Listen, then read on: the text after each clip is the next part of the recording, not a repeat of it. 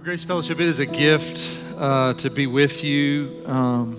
We've likely never met, but I feel such a kinship and camaraderie with this faith community. You're such a meaningful contributor in the Katy area, and as I've worked kind of in nonprofit spaces over the years, that has been evident, and had the great privilege of meeting so many of you because of that shared service to our community. So thank you for that. Jim and Lisa have been a personal encouragement to me, just kind of by being themselves. You know how they are over the years as well. And so really, I'm just really grateful for you. I've also got just a bunch of friends and neighbors. I'm sure there's some of you out there that I can't really see, but that have been a part of this faith community for a long time. So thank you. Just for journeying together with me, even if we've never met. It's a gift to be here. So I sort of felt obligated, what with it being Father's Day and all, to start the morning by introducing you to my dad. So I've brought a picture. That's my old, kind of a gruff looking fella, isn't he? And that's his good side too. I don't know if he would appreciate that was the picture I chose.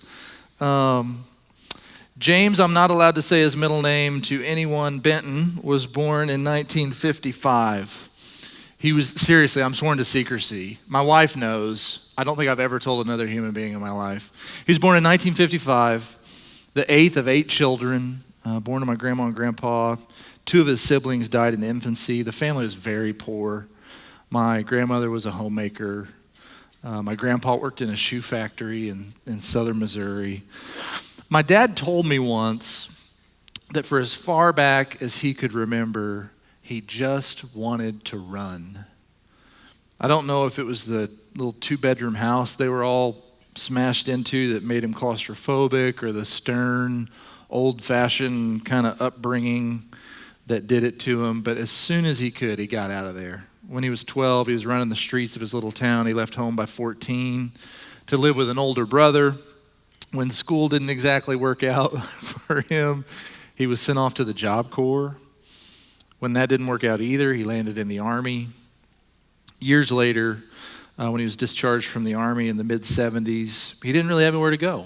So his buddy made a deal. If he'd drive his sister home, she was visiting, he could use his friend's car to get out of Fort Riley, Kansas, where he was stationed. So he drove from Fort Riley to Champaign-Urbana, Illinois, where he got in some kind of squabble with that particular family, and that caused him to have to leave their house and go sleep in a park. And it turns out sleeping in a park in Champaign-Urbana in mid-1970s is illegal, so he landed in jail for the weekend.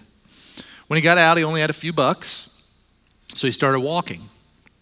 He came across a guy holding a sign that needed gas money, stranded there with his car. My dad made him a deal. If he put his money in the guy's gas tank, the guy had to drive him to St. Louis, where he was headed. So the man agreed, and they drove about 3 hours south. The guy dropped my dad off in downtown St. Louis. My dad called another sibling, an older sister who'd helped raise him, and who lived in Alton, Illinois, just a short drive from the city. And she dispatched her husband to drive downtown and pick my dad up. So that's how my dad came to live in Alton, Illinois. It was a tough start there. For a brief time, he lived in a van in East St. Louis, which, if you know anything about the St. Louis area, East St. Louis is not where you want to live in a van. Notoriously rough neighborhood. He told me once that sometimes he would just pray through the night that he'd live to see the next morning.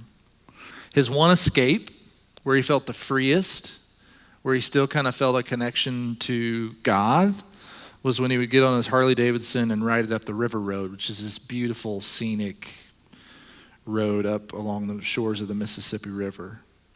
On those rides, he told me once, he prayed that he'd be able to have a family someday. It's when he lived in Alton that eventually he came to meet my mom, who was a twice widowed already mother of 4. They quickly became friends, then they became much more. She refused to marry him out of fear that he would die. But if you ask my dad, he would say they were married in 1979. In 1980, my sister was born. In 1981, I came along. My dad, who'd spent more than a decade running, was tired of it. He stopped running, and he had his family on top of it. We eventually moved back to southern Missouri. not too far from where he grew up. And for him to return to within about 20 minutes of where he had originally fled is pretty remarkable. But it being Father's Day is not the only reason that I wanted to introduce you to my dad. The other reason is because how much his story reminds me, his leaving and wandering and coming back again, of our text for today. The text, broadly speaking, is Luke 15.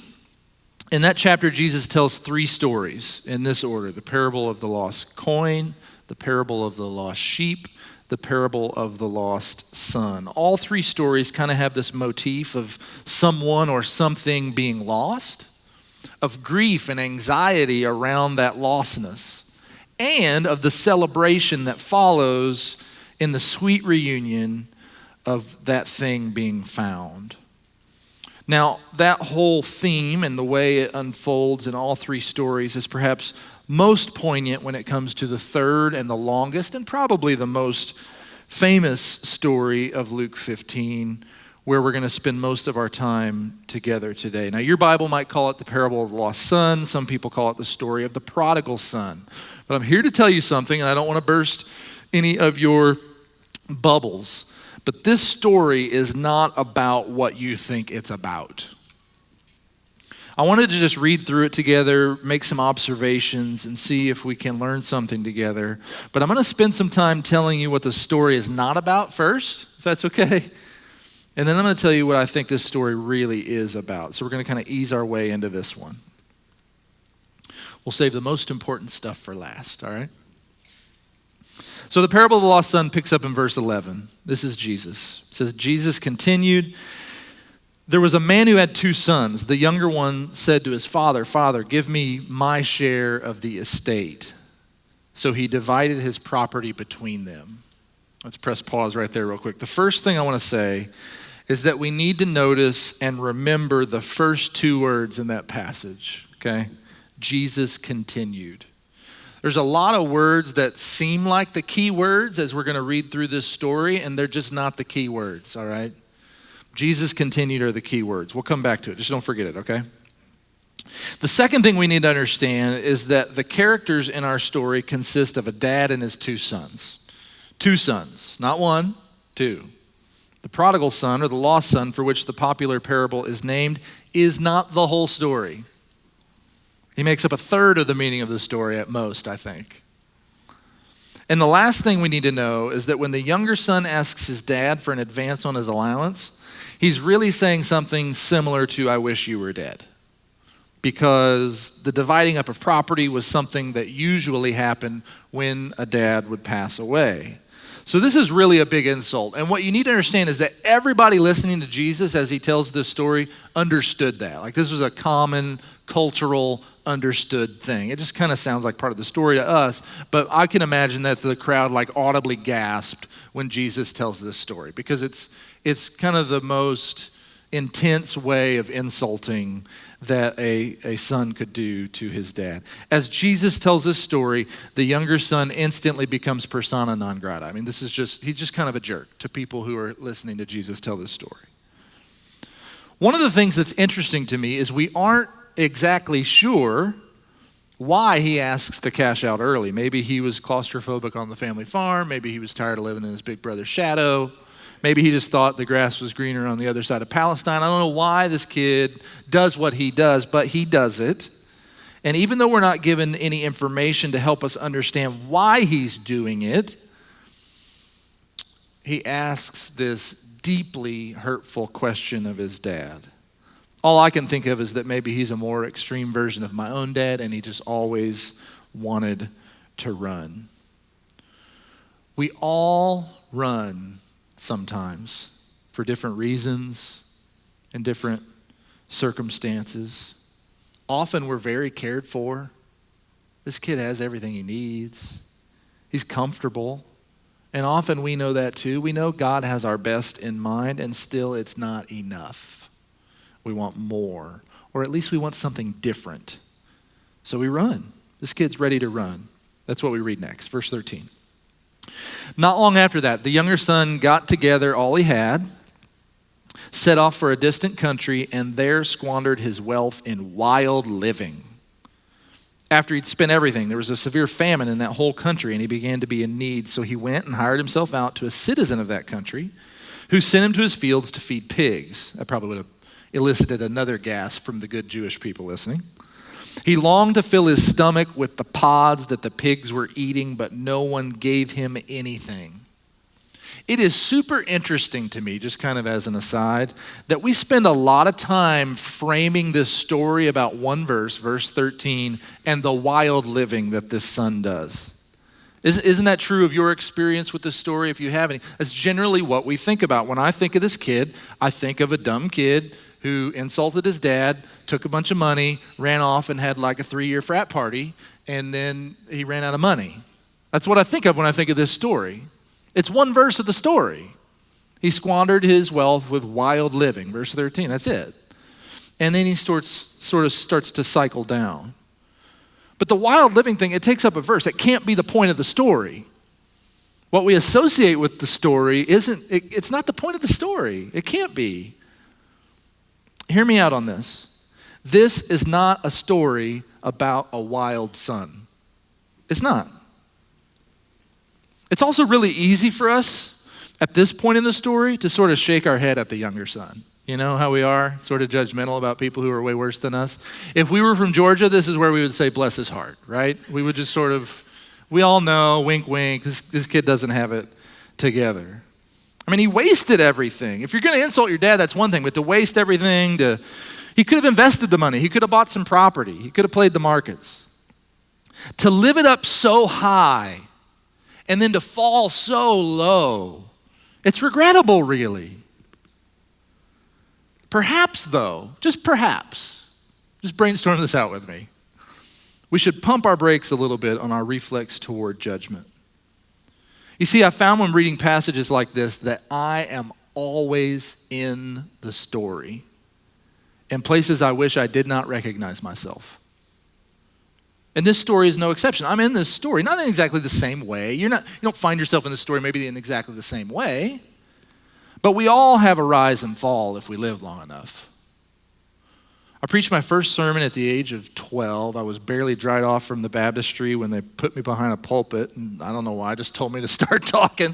When I was 13 or 14, I was doing church, like be the featured speaker at youth nights or church potlucks at my little church in southern Missouri. By the time I was 15 or 16, I would preach some on Sunday mornings. My high school science teacher invited me to her even smaller town to preach at this old-fashioned tent revival. At 17, my home church hired me to be a youth minister. We had a bunch of junior high kids and me, so I guess they're like, well, you're the oldest, why don't you? So I was the youth minister. I decided to go to Bible college. I quickly sort of rose this is weird Christian subculture stuff. You may not, but if you get it, you get it. I just sort of became this professional Christian guy, sort of rising the ranks. If you saw me looking in from the outside, you would have thought I had it all together. I got married very young, had kids right off the bat, still was being hired by larger and larger churches. By my mid-20s, I was writing professional youth ministry journals, being invited to speak places, blah, blah, blah, blah. Everyone liked me. People said nice things about me, like I'm wise beyond my years. They don't say that anymore, which either means I've gotten far less wise or way more old. I'm not sure which. In some ways, all of that always made me uncomfortable. In fact, when we moved to Texas in 2011, I purposefully chose to work at a smaller church with a struggling youth ministry. Within 3 years, we'd gone from almost no youth ministry to a thriving one, hiring staff. But I can also remember in those years sitting in my office, scooting my chair back from my desk, and offering these deep sighs of discontent. I was uneasy. I was aimless. I know now I was unwell. But instead of getting help or crying uncle or admitting how I was feeling inside, I just doubled down. When I look back on my life, particularly my ministry career, I see a lot of that. A deep sigh of discontent, a repression of what was really going on inside me, an unwillingness to admit that I was not as strong or smart or capable as anyone seemed to think I was. And all that constant stuffing, it just kept growing and growing, this pressure. But I also felt a great deal of pressure to keep going. People expected it of me. So I fully invested myself in everyone else's problems because I love people, I really do. But also to distract me from my own problems. I never ran away, I never sowed my wild oats. I'm not exactly like our friend in Luke 15, but I'm still in the story. And if you have the courage to look, not in the story, but inside yourself, you are too. We all have that moment in our lives, that day where we wake up and come to understand we're not where we want to be. We're not as close to the Father as we once were. I ached on the inside with the longing of something I could not find in all my success and accolades and pats on the back and compliments. But still I didn't budge. I sort of wallowed in my self-pity away from anyone's view, often away from my own awareness. To be aware of it myself would have cost me too much. I couldn't give it up. I didn't want to leave my comfortable job. I didn't want to surrender the little badges of honor I'd collected along the way. I didn't want to upset these rhythms that I had going personally. My life was good. Have you ever been in a spot like that? In a position of internal aching and lostness, even if you didn't realize you were lost, and be completely unwilling to do anything about it? Contemplative teacher, psychologist, he's an author, Jim Finley, I think he says it best when he says, we are all very attached to that which makes us miserable.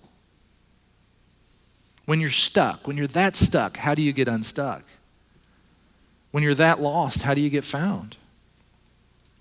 The truth is, we don't change until we absolutely have to. Human beings generally don't opt for another choice until we have no choice. It takes an inciting event for us to change. Something has to happen. For the younger son, it's a famine. He partied. He spent all his money. A famine hits. About the time he realized that pig slop was looking pretty appetizing was about the time he knew he had to make a change. And that's what we read next, verse 17.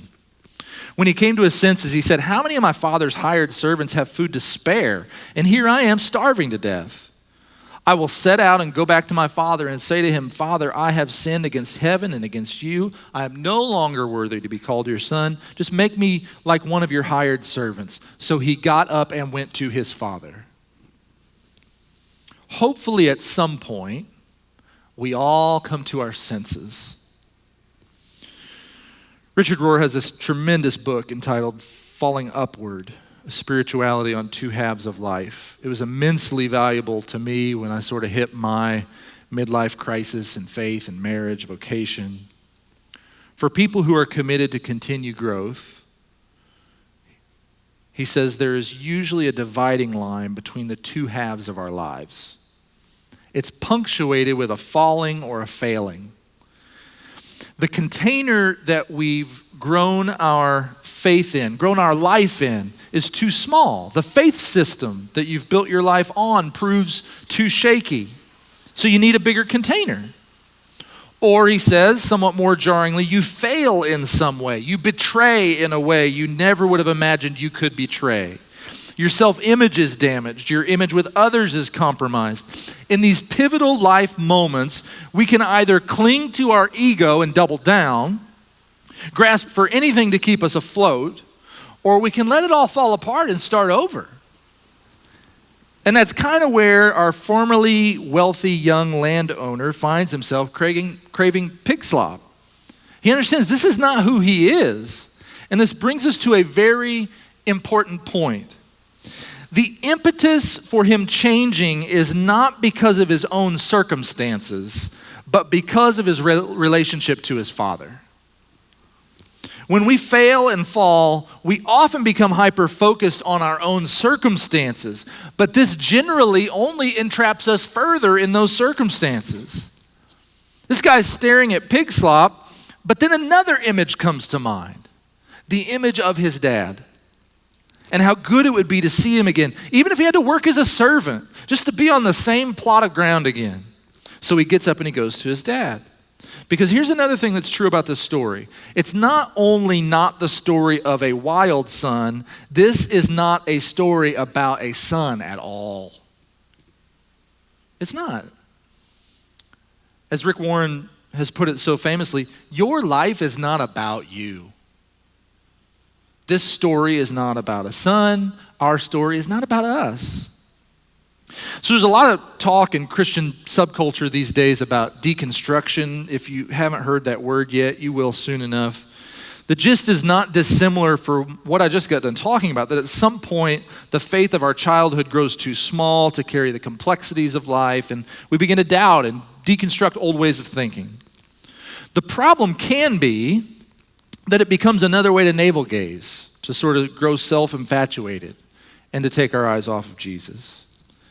This movement of deconstruction even celebrates in some circles that the old-fashioned faith is useless and deconstructing is a way out of those old harmful systems. Now, I do want to be the first to acknowledge there's plenty from my childhood, kind of growing up in the church, and in my ministry career as an adult, that was harmful at the individual level, at the systemic level. I spent my first 30 years learning and my last 10 years unlearning. And that was good. So I'm not bashing this need in so many to challenge or to change course or to grow. But we do need to understand that there is a deconstruction that destroys and a deconstruction that deepens. If I can kind of extend our parable here, the deconstruction I see in some is one where they would gladly stay in the pit, celebrating the fact that at least they're being their authentic self or not subject to the patriarchal structures of dad's farm. And meanwhile, they're miserable because they've misunderstood their father and are clinging to life starving to death. This is true for some who are questioning their faith, and that's a deconstruction that destroys. It's pretty me-focused. The deconstruction that can deepen is one where we constantly are thinking about how God might be using our falling, using our failing or our doubt to draw us closer, to draw us deeper still. The younger son commits to returning to his father, not exploring the pit he was in further. His eyes are fixed on a hopeful, ongoing relationship, even though it was strained, rather than his suffering state. Now listen, this kind of growth is hard. It's almost impossible for me to articulate. It can be subtle, it can be confusing. But a good spiritual teacher, I read once, is just as confused as you are. So when we're experiencing confusion, it's really sound advice to find a good spiritual teacher. Because that teacher is just as confused as you are, but they are not confused by the confusion because they know it's only confusion. Often we are confused by the confusion because we let that confusion tell us who we are. But it's only confusion. It doesn't have any authority. It's usually pretty temporary. It's like my knees hurting all the time when I was going through a growth spurt in my teens. I wasn't injured, I was just growing. Here's my point.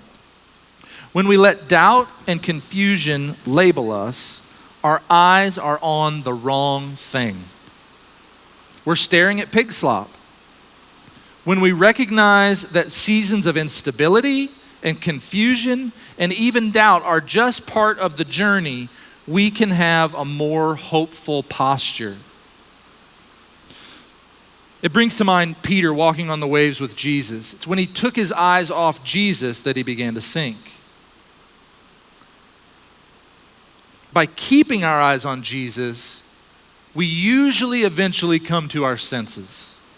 So our prodigal son comes to his senses. He doubts what he's believed about his father, and it pushes him to return home. He gets out of the pit, and he heads back towards dad. Let's continue in Luke 15. But while he was still a long way off, his father saw him and was filled with compassion for him. He ran to his son, threw his arms around him, and kissed him. The son said to him, "Father, I have sinned against heaven and against you. I am no longer worthy to be called your son." But the father said to his servants, "Quick, bring the best robe and put it on him. Put a ring on his finger and sandals on his feet.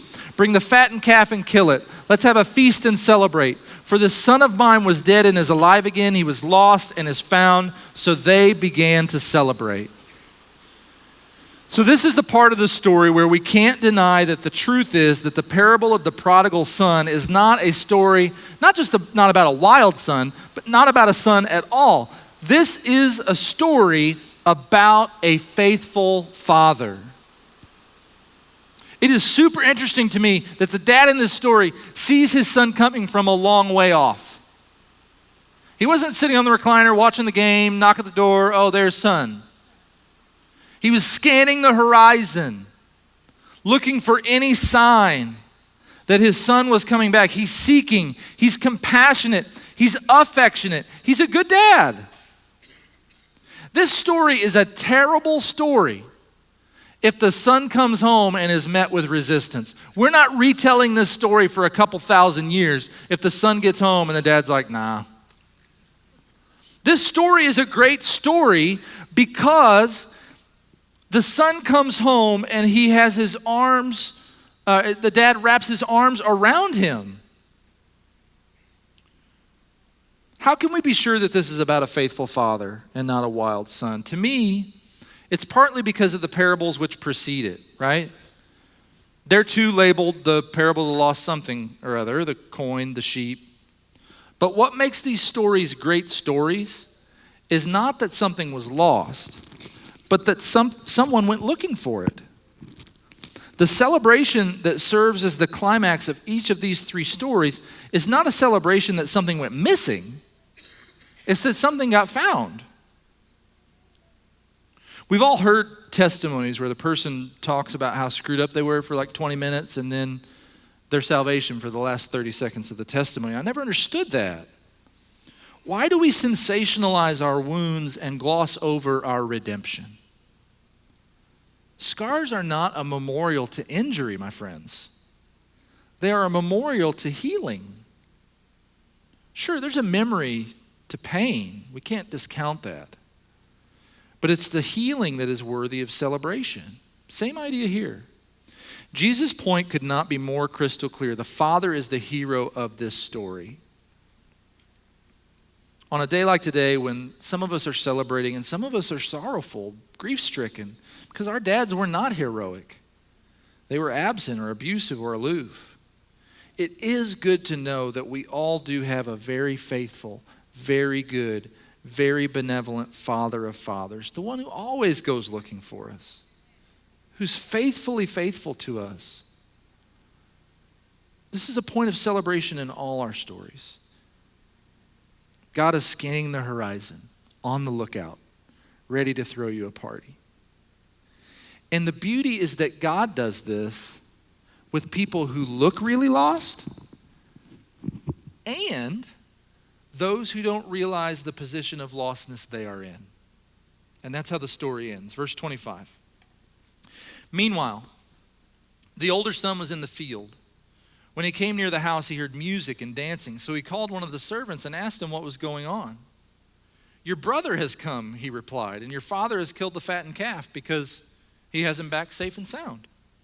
The older brother became angry and refused to go in. So his father went out and pleaded with him. But he answered his father, "Look, all these years I've been slaving for you, never disobeyed your orders, yet you never gave me even a young goat so I could celebrate with my friends. But when this son of yours, who squandered your property with prostitutes, comes home, you killed a fattened calf for him?" "My son," the father said, "you're always with me. Everything I have is yours. But we had to celebrate and be glad because this brother of yours was dead and is alive again. He was alive and he was lost and is found." When you refer to this story as the parable of the lost son or the parable of the prodigal son, it presents a very interesting question that we need to wrestle with. Which son are we even talking about? Historically, the son that is talked most about is the one who thumbs his nose at his dad, takes off, squanders the wealth, comes limping back home for some forgiveness and reconciliation. But if that were the case, why does Jesus include this second portion with the older son at all? I mean, if it's just about the wild son getting found, the end. Dad hugs, the end. Cue the music, the credits roll. Why even include the second part? Which, by the way, takes up just as much real estate on the pages of our Bible as the first son's story does. And interestingly, why does Jesus save this part for last? Sometimes we think of the lost as those who appear to be the furthest away, but that's not always the case. Sometimes we think of the lost as those who are the most visibly rebellious, but that's not always true either.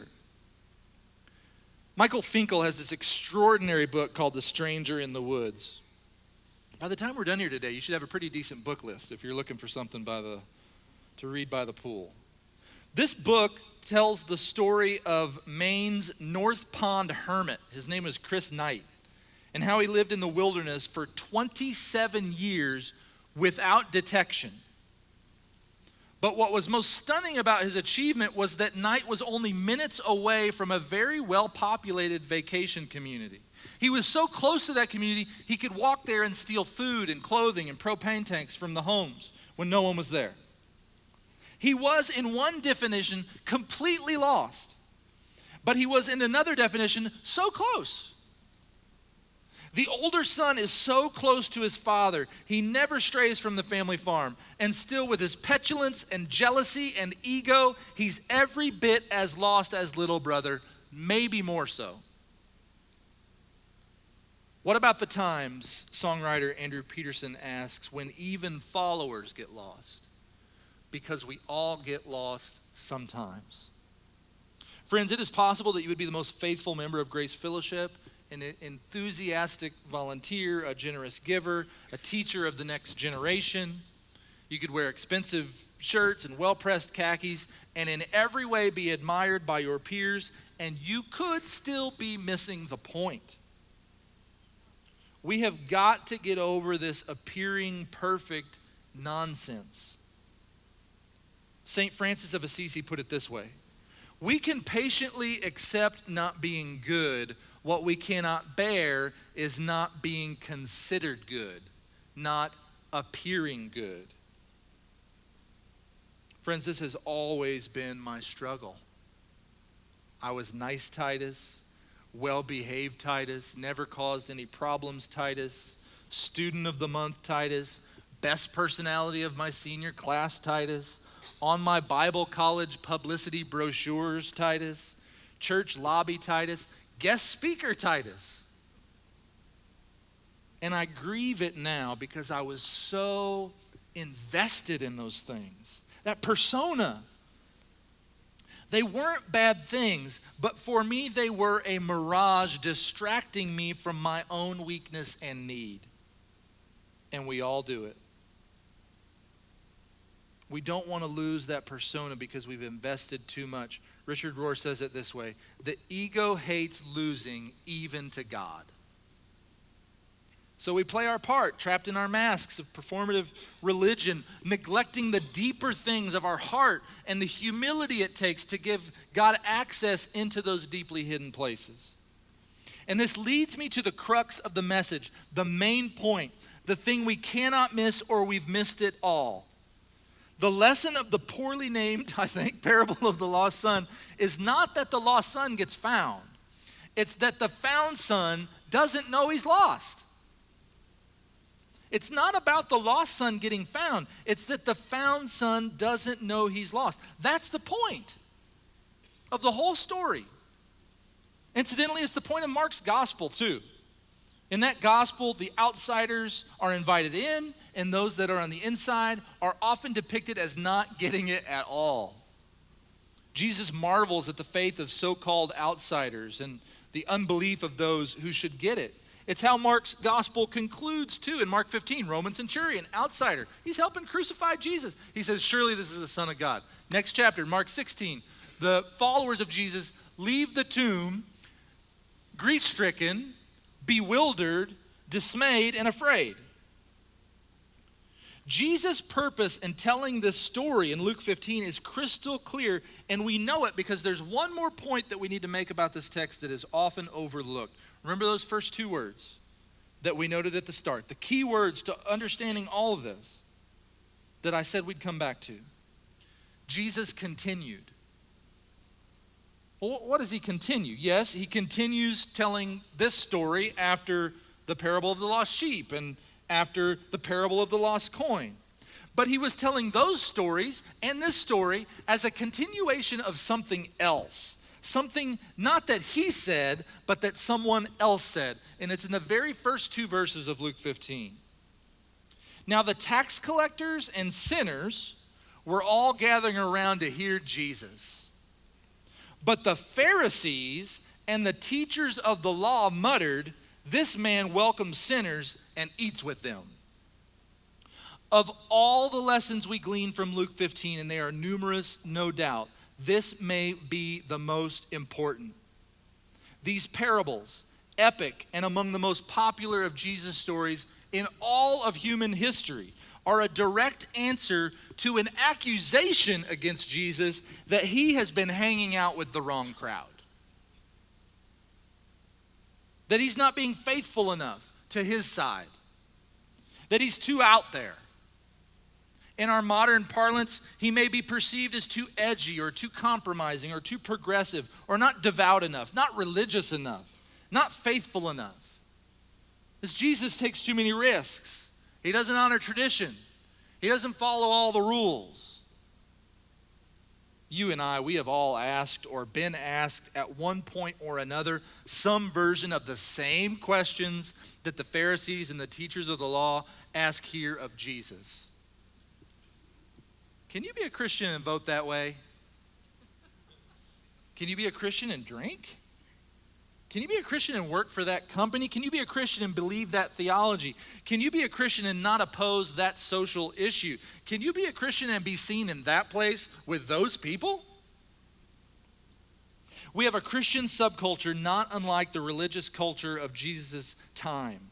There are those who have appointed themselves as heretic hunters and deciders of what true Christianity is. But the lesson of church history is this, that the heretic hunters usually end up being the heretics themselves. Check it out. The Pharisees held fast to the fact that they were Abraham's children, and Jesus, in response, told them that their father was not Abraham, it was Satan.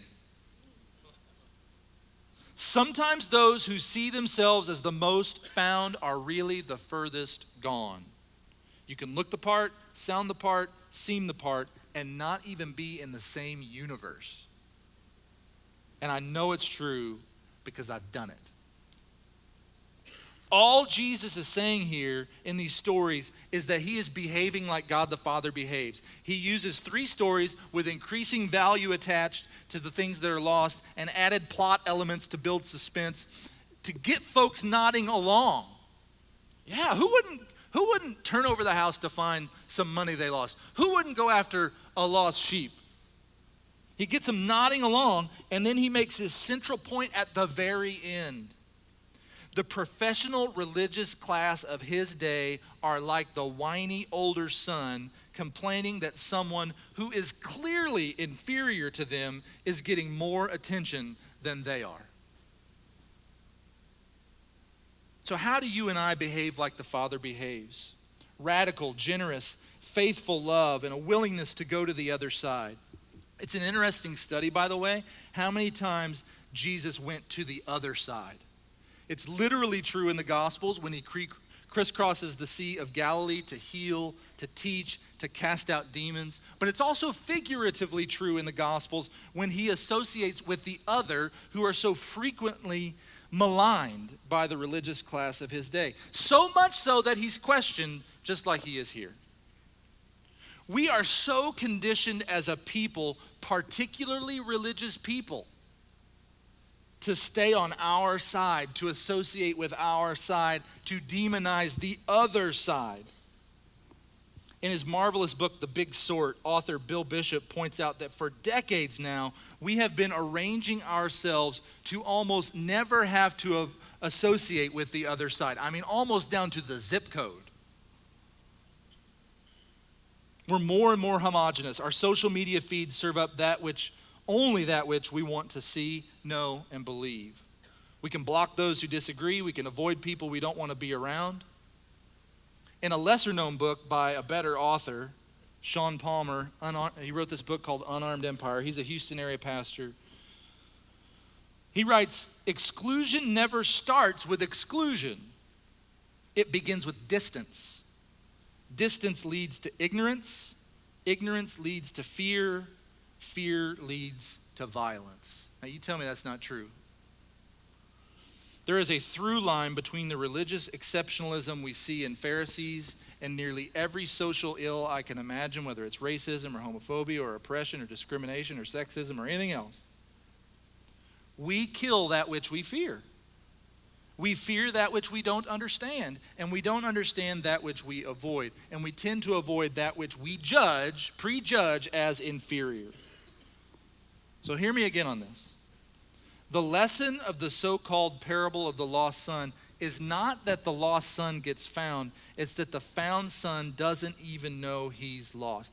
Maybe, just maybe, some of you've been the wild, wandering son. But I'll bet for most of us, in one way or another, we're more like the whiny, jealous son. So there's something I didn't tell you about my dad's time in Alton, Illinois. I kind of skipped over it. I kind of left you with him being all wild, and then all of a sudden he's married with a family in southern Missouri, right? Something happened, right? So when he was still running around, riding his motorcycle, getting into trouble, being a child of the 70s, I guess, before he'd settled down, he would run around all the local bars. From time to time, he would shoot pool with this particular guy at this bar. And the guy happened to be my dad's sister's father-in-law. And he also happened to be a preacher. I remember my dad telling me that man had saved his faith. A faith that had been compromised by some very hypocritical, heavy-handed religious leaders in his youth, a faith that had been weakened, he would admit, by his own running and fleeing and wild living. What had been reduced to a flicker was brought back aflame in many ways because this guy, this preacher, who wasn't afraid to be seen in a bar shooting pool with a long-haired, Harley-riding, pot-smoking guy.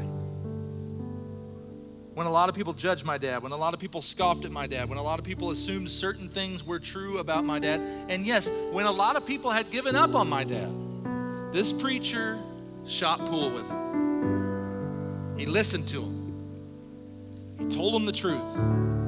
But he didn't offer condemnation. He offered his presence. He offered love. That preacher acted like Jesus, I think. He was the dad scanning the horizon, the man willing to have compassion, the man willing to throw his arms around a prodigal. That's Jesus stuff. This man welcomes sinners and eats with them. The religious class of the day meant it as an insult. So Jesus told some stories. Because for us, it's not an insult. It is both a mandate and a compliment. This woman, she welcomes sinners and eats with them. This guy welcomes sinners and eats with them. Jesus welcomed sinners and ate with them. There was no other.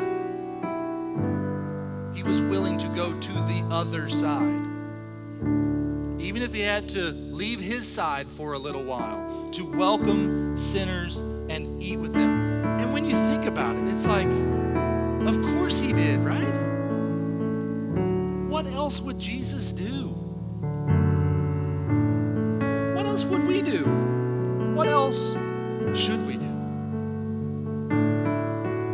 We've unpacked a lot. I think it would be good for us just to take a minute and to kind of turn all this over to God through a time of prayer. I know sometimes you've moved around the room. I'm just going to ask you today in your seats. I want to prompt us with a short prayer, but then for you to take the time on your own to ask God, where am I in this story? Am I the wild son, the wild daughter? Am I the jealous, religious son who's always done everything right but is kind of missing the point? Am I the Pharisee? But to bring that to God in prayer and to ask Him to give us something to walk out of here with, to know how to put some feet on this, I think would be a good next thing. So let me pray, and then I'll give you some time to pray before we sing. God, we thank you, as we sang earlier, for who you are. You are a good dad. You've scanned the horizon for us. You've thrown open your arms and welcomed us. You love us. May we be about the business of doing likewise. May our lives not be ordered around religiosity looking the part, but at a deep level to turn our identity over to you, to let you inform who we are, to keep our eyes focused on